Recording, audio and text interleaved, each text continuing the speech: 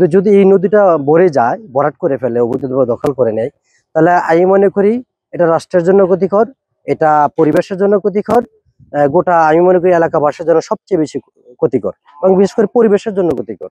এটার জন্যই আমি এলাকাবাসীর পক্ষ থেকে দাবি জানাচ্ছি। অনেক আগে থেকে শুনছি যে এটা অবৈধ স্থাপনা, এই আশেপাশে যখন অবৈধ স্থাপনা, অবৈধ স্থাপনা হয় তাহলে কেন কিছু স্থানীয় লোক খালি পাওয়ারের ব্যক্তিদের মাধ্যমে কেন দখল করবে? এটা একটি বিষয়। তো আমরা চাই এগুলো মুক্ত হোক, প্রশাসন থেকে শুরু করে এগুলো সুনজর দেখ। আমাদের দলিল আছে, আমরা কিনে নিছি, অনেক পূর্বের সম্পদ। এটা হিন্দু ভাইয়ের সম্পদ, দুই ভাইয়ের সম্পদ, এক ভাইয়ের সম্পদ বিক্রি করে দিছে স্থাবর বকুল মেম্বারের কাছে। আমরা বকুল মেম্বারের কাছ থেকে কিনে নিছি। আমি এখানে কামাগির কাজ করি, গুনু ভাইয়ের কাছ থেকে ভাড়া নিছি 1500 টাকা মাসা। এটা জানি যে এইগুলা জায়গা তার বাপের আছেন, এটা তার ফালানের জায়গা। আমাদের আরওআরসি আছে মালিক, এবং আমাদের 3% মালিক এই জায়গায়।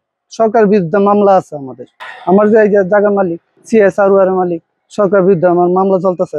নায়াসিনামাইড ও স্যালিসাইলিক সমৃদ্ধ লিলি ফেস ওয়াশ, যা ফেসের ডেড স্কিন সেল দূর করে দেয় দ্বিগুণ ফাস্টার ব্রাইটেনিং। আমি এখানে নতুন এসেছি, আমার এখানে 1 মাস হলো।